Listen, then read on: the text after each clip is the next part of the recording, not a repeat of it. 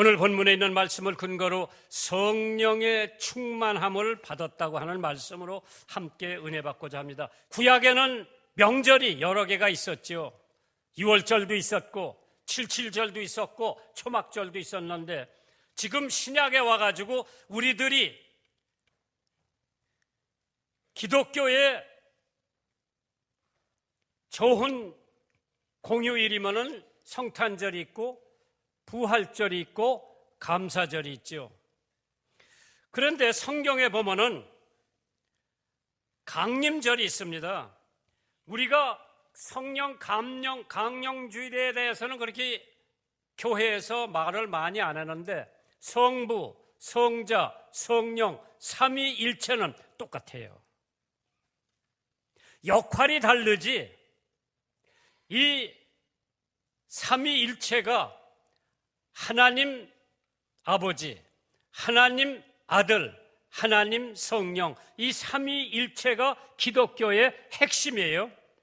그렇기 때문에 이 오순절이라고 하는 게 성령 강림 주일인데, 이게 뭐냐? 예수님께서 부활하신 후에 7번 주일을 지난 그 다음 날이 50번째예요. 50번째 날을 가리켜서 오순절이라고 합니다.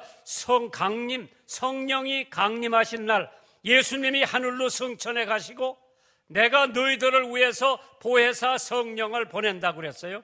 예수님은 육신을 가지고 있기 때문에 제한이 돼 있어요. 뉴욕에 예수님이 계신데 서울 계시진 못해요.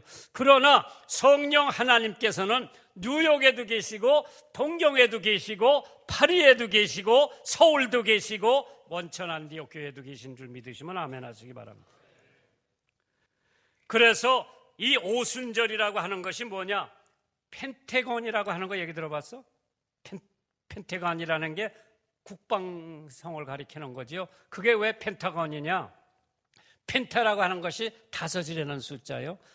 국방성이 5개 각으로 돼 있어요. 이렇게. 그걸 펜타곤이라고 그러죠. 국방장관이 거기서 전 세계 전쟁을 진두하는 곳이 미국 국방성이 펜터간이라고 하는 거예요. 펜타라고 하는 것은 5각을 의미하는 거지. 여기 펜테코스트라고 하는 것은 성령 강림 주일이 예수님이 부활하시고 하늘로 승천하신 다음에 7주를 지나면 77이 49, 49일이지요. 49제를 왜 지내요? 예수 믿지 않는 사람 아무것도 모르고 49제 지낸다고 난리 때리죠. 49일이 지난 다음에 그 다음 날을 가리켜서 오순절이라고 그러는데, 그것이 바로 성령께서 강림하셔서 여러분과 제 마음속에 역사하시는 줄 믿으시면 아멘 하시기 바랍니다. 구약 성경에는 유대인들에게 가장 중요한 세 절기가 있다면 유월절, 오순절, 초막절입니다. 그렇기 때문에 이러한 것을 생각하면서 사도행전 2장 2절에서 4절에 보시면 홀련히 하늘로부터 급하고 강한 바람 같은 소리가 있어 저에 앉은 온 집에 가득하며 불의 혀같이 갈라지는 것이 저에게 보여 각 사람 위에 임하였더니 저희가 다 성령의 충만함을 받았다고 그랬습니다. 언제? 오순절 때. 그때서부터 하나님의 말씀이 왕성하게 퍼지기 시작합니다. 그렇기 때문에 사도행전 1장 8절에 오직 성령이 너에게 임하시면 너희가 권능을 받고 예루살렘과 온 유다와 사마리아와 땅끝까지 이르러 내 증인이 되리라. 성령, 신의 영이라고 그랬죠. 그리스도의 영이라고 그랬죠. 예수의 영이라고 그랬죠. 예수 그리스도의 영이라고 그랬고, 하나님 아들의 영이라고 그랬고, 아들 인자의 영이라고 그랬고, 아버지의 영이라고 마태복음 10장 20절에 말하는 이가 너희가 아니라 너의 속에서 말씀하는 자 곧 너의 아버지의 성령이시니라. 성령은 하나님이 붙여주시는 거예요. 성령을 받아야 구원을 받을 수가 있어. 죄사함을 받고, 그 다음에 그 성령이 충만하면은 기쁜 거예요. 찬양도 기쁘게, 헌금도 기쁘게. 그런데 성령이 충만하지 않으면은 그저 마지 못해서 교회 가야 되고, 마지 못해서. 그럼 성령의 직분이 뭐냐? 예수를 구세주로 나타나는 것이죠. 죄악을 징계하는 것이 성령이고, 죄인을 거듭나게 하는 것도 성령이고, 새 생명을 주시는 것도 성령이에요. 요한복음 6장 63절에 살리는 것은 영이니 육은 무익하니라. 내가 너에게 이른 말이 영이요 곧 생명이라고 했습니다. 성도 안에 계시다고 했습니다. 성도 안에서 도우신다고 했고, 성도 안에 가르치신다고 했고, 성도 안을 인도하신다고 했고, 안에서 인친한다고 했어요. 도장 찍는다고 그랬죠. 성도 안에 기도하신다고 그랬어요. 모든 간구와 기도와 하되 무시로 성령 안에서 기도하고 이를 위하여 깨어 구하기를 항상 힘쓰며 여러 성도들을 위하여 구한다고 그랬습니다. 성령이 충만한 사람의 기도가 응답이 더 빨리 돼요. 미지근한 성령 가지고 있는 사람의 기도가 더 빨리 돼요. 성령이 충만한 사람의 기도가 빨리 응답되는 거예요. 천하를 어지럽게 하였던 사람이 바로 바울사도입니다. 왜? 성령에 충만하니까 종교 개혁도 할 수 있고, 웨슬리 형제는 옥스퍼드 대학을 중심으로 대국민을 도덕적 정치적 붕괴로부터 구해낸 사람들입니다. 왜? 찰스 웨슬리하고 존 웨슬리는 성령이 충만한 사람들이었죠. 무리와 생기라고 하는 사람도 미국의 영적 게으름에서 흔들어 깨어놓은 사람들입니다. 우리들의 과제는 성령의 충만함을 받는 것입니다. 오늘 성령 강림절을 맞이하여 여기에 계신 모든 분들에게 성령 충만함을 받고 천하를 흔들고 세상을 변화시키는 주님의 사람들이 되시기를 주님의 이름으로 축원합니다. 그래서 성령님이 나타나시는 방법이 있는데, 성령님이 어떻게 나타나시느냐? 사도행전 2장 2절 3절에 홀련히 하늘로부터, 성령은 하늘로부터 오는 거예요. 땅에서부터 오는 게 아니에요. 하늘서부터 성령이 임하는 겁니다. 급하고 강한 바람 같은 소리가 있어 저에 앉은 온 집에 가득하며 불의 혀같이 갈라지는 것이 저에게 보여 각 사람 위에 임하였더라. 영국이 인도를 지배했을 때 영국 기독교를 갖다가 심으려고 그랬다고. 그러니까 마칸디가 우리는 영국 기독교가 필요 없다, 성경의 기독교를 전해달라고 그랬어. 하나님께서 성령이 형제로 비둘기같이 그 위에 강림하시더니 하늘로서 소리가 나기를 너는 내 사랑하는 아들이라 내가 너를 기뻐하노라 하시니라. 예수님이 침례 받으실 때 하늘에서 들려온 음성이었습니다. 비둘기 모양으로 나타나셨다고 그랬죠. 곧 물 위에서 올라오실 때 하늘이 갈라짐과 성령이 비둘기같이 자기에게 내려오셨다고 했습니다. 그래서 우리들의 성품이 변합니다. 우리들이 순전하고 양순합니다. 그 다음에 제물이 된다는 뜻이죠. 그 다음에 성령은 물의 모양으로 나타났다고 했습니다. 더러운 것을 정결케 하는 물의 모양으로. 요한복음 3장 5절에 예수께서 대답하시되 진실로 진실로 너에게 이르노니 사람이 물과 성령으로 거듭나지 아니하면 하나님 나라에 들어갈 수가 없다고 했습니다. 세 번째로는 불의 모양으로 나타난다고 그러죠. 열심을 의미하는 것이 아닌가요? 사도행전 2장 3절에 불의 혀같이 갈라지는 것이 저에게 보여 각 사람 위에 임했다고 그랬습니다. 네 번째로는 기름 모양으로 거룩하게 하는 요소라고 했습니다. 출애굽기 40장 13절에 아론에게 거룩한 옷을 입히고 그에게 기름을 부어 거룩하게 하여 그로 내게 제사장의 직분을 향하게 하느니라. 장로 장립할 때 왜 안수합니까? 아론이 거룩한 옷을 입히고, 왜? 그게 신부의 직분을 감당할 때예요. 제사장의 직분을 감당할 때에 거룩한 옷을 입히고 그에게 기름을 부어 거룩하게 하여 그로 내게 제사장의 직분을 행하게 하느니라. 기름, 성령을 상징하지요. 다섯 번째로 바람으로 상징되는데 세력과 권세를 의미한다고 했습니다. 바람은 무엇을 상징하느냐? 권력과 세력을 상징하죠. 홀련히 하늘로부터 급하고 강한 바람 같은 소리가 있어 저에 앉은 온 집에 가득했다고 했습니다. 마지막으로 성령은 도장같이 인치한다고 그랬습니다. 하나님께서 인정받았다고 하는, 성령이 충만한 사람은 하나님 앞에 이미 인정받은 사람입니다. 성령님은 성경의 진리를 받아들이지 않는 그리스도인들은 입히지 않는다. 그분은 아무것도 없는 진공 상태에 임하지 않으시며 하나님의 말씀이 있는 곳에 성령이 임한다고 그랬어요. 말씀의 연료가 있는 곳에 성령님이 불이 임하면 희생 제물이 모두 태워버리고, 하나님의 말씀은 단순히 지적 빛이 아닙니다. 영적 생명이요 하늘의 불입니다. 하나님의 말씀은 하나님의 사랑이 담긴 러브레터라고 그랬죠. 하나님의 얼굴을 비춰주는 거울이라고 했습니다. 뭐가? 하나님의 말씀이에요. 많은 교회들이 하나님의 말씀을 선포하기보다는 자기의 지식을 선포하는 교회가 더러 있는 줄 압니다. 여러분들이 지식을 선포하기 위해서 들으러 온 것이 아니라 하나님의 말씀이 선포되기 원해서 여러분들이 여기 오셨기 때문에, 성령이 충만한 사람들은 하나님께서 이미 도장을 찍어 놓으셨어요. 두 번째로 성령 받는 방법이 있습니다. 오직 성령이 너에게 임하시면 너희가 권능을 받고 예루살렘과 온 유다와 사마리아와 땅끝까지 이르러 내 증인이 된다고 했는데, 예수님께서 부활하신 다음에 제자들을 모아놓고 숨을 내쉬우시면서 뭐라고 그랬어요? 성령을 받아라. 성령을 받아라. 받으라고 그러면 받아야지. 받은 사람들은 돌아다니면서 3,000명, 5,000명 회개를 시킬 수 있는 능력을 받았지만은, 예수님의 제자는 제자인데 성령 받지 못한 가룟 유다는 은 30에 예수를 파는 몰지각한 행동을 한 것은 성령 못 받았기 때문에.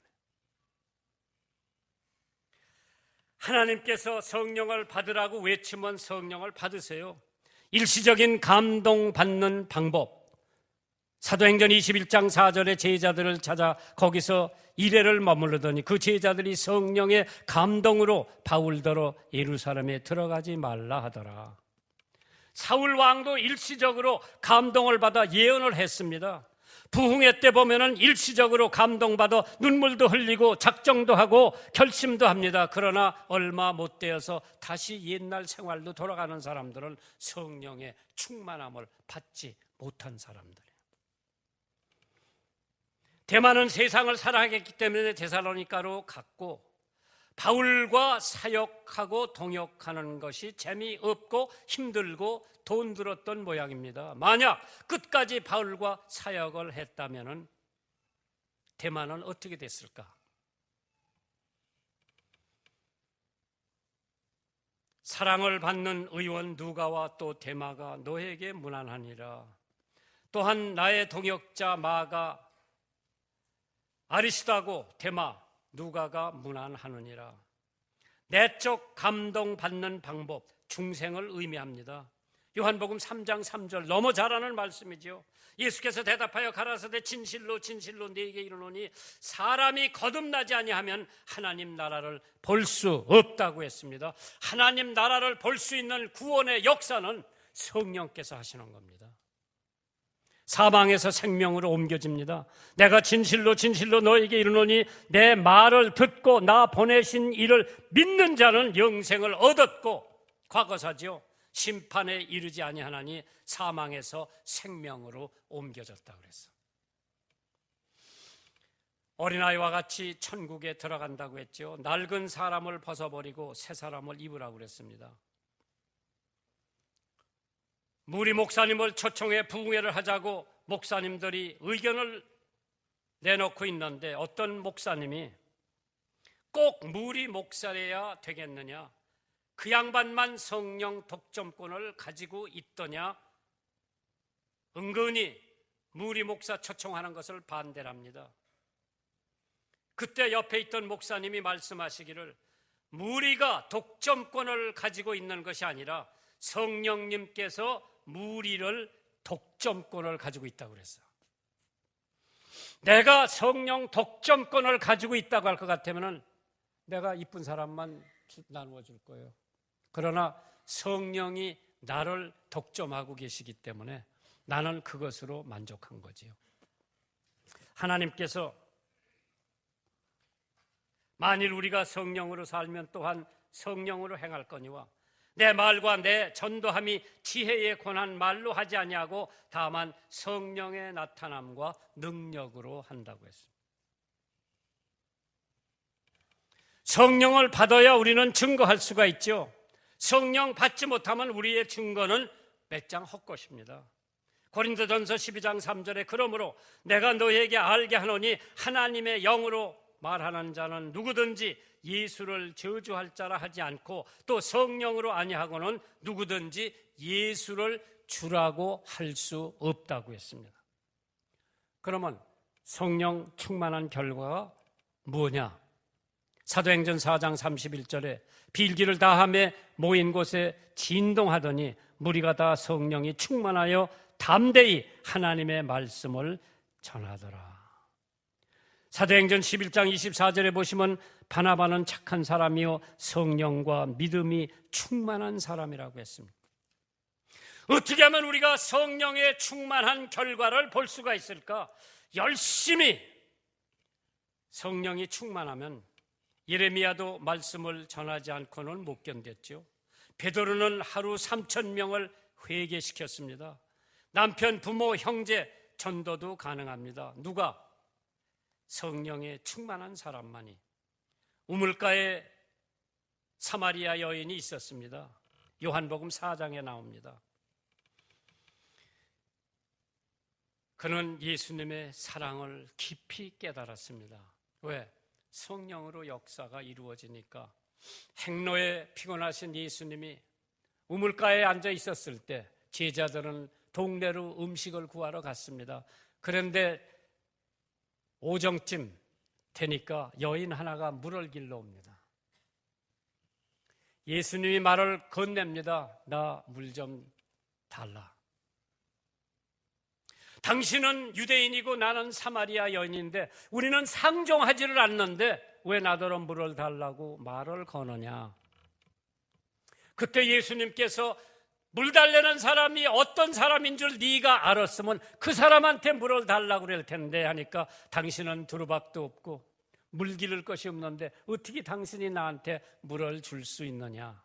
네가 주는 물은 목마르려니와 내가 주는 물은 영원히 목마르지 아니하니라. 그러니까 그 여자가 뭐라 그래요?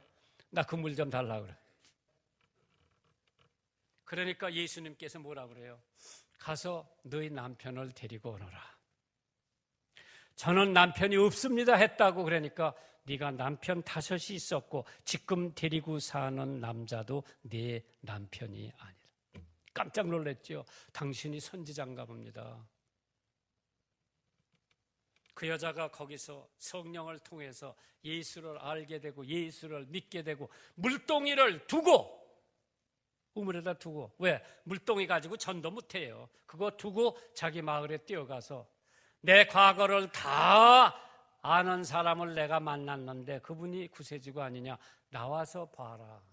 동네 사람들이 쫓아나온 거예요. 그래도 그 여자가 신용은 있었나 봐.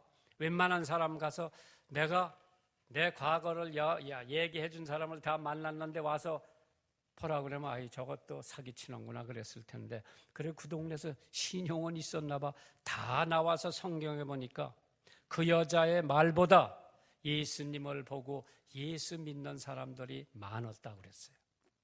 그 여자 대단한 여자예요.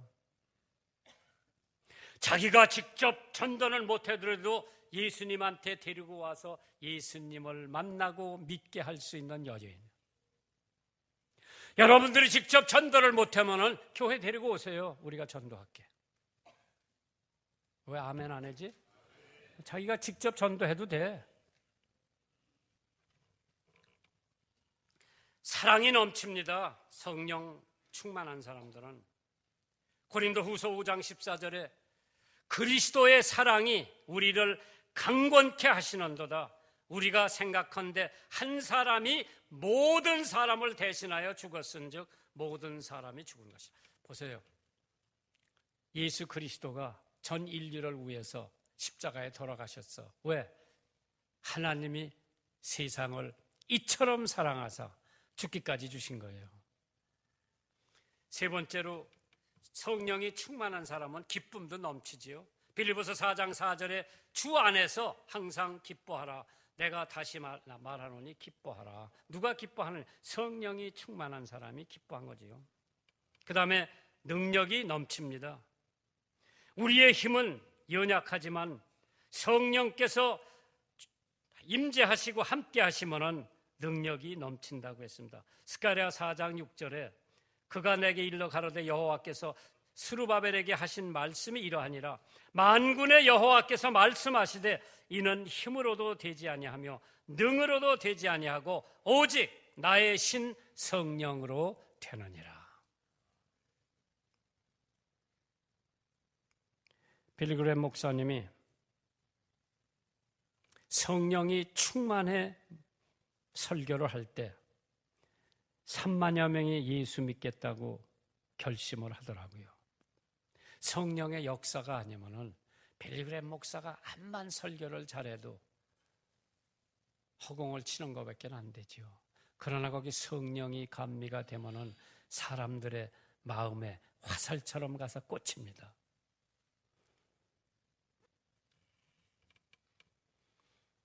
찰스 펜이라고 하는 법률가가 있었습니다.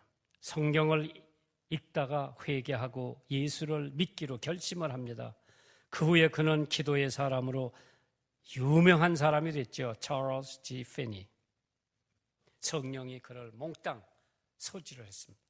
또 소유를 하시고 너무나도 전류 같은 역사가 강렬히 진동 계속되자 그는 나는 죽을 것 같다고 외쳤습니다. 성령의 체험은 이와 같이 각양각색으로 나타납니다. 전류와 같이 느끼기도 하고 물과 같이 임하기도 하고 생수와 같이 체험하기도 하고 바람이 부는 것 같이 느끼기도 하고 여러 가지로 나타나지만은 사람의 성격에 따라 그 체험의 형태도 다르다고 했습니다. 베드로가 가로되 너희가 회개하여 각각 예수 그리스도의 이름으로 침례를 받고 죄사함을 얻으라. 그리하면 성령을 뭐로 얻어요? 선물로 얻느니라. 하나님께서 오늘 여러분과 나에게 성령 강림 주일에 성령 충만히 받으시기를 주님의 이름으로 축원합니다.